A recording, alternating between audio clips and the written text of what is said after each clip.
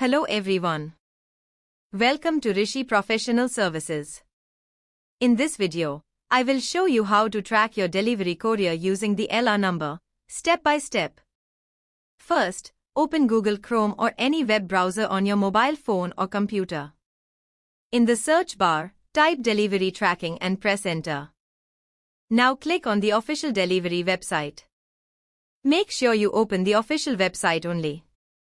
On the tracking page, select the LRN option. Enter your LR number carefully in the tracking box. After entering the number, click on the Track button. Now you will see your parcel status on the screen. Here are some common status meanings. Picked up means your parcel has been collected.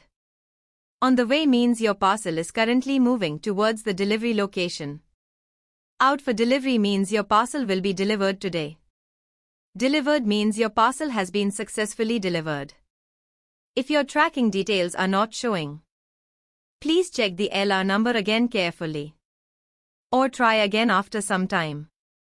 If you found this video helpful, please like the video and subscribe to the channel for more courier tracking guides.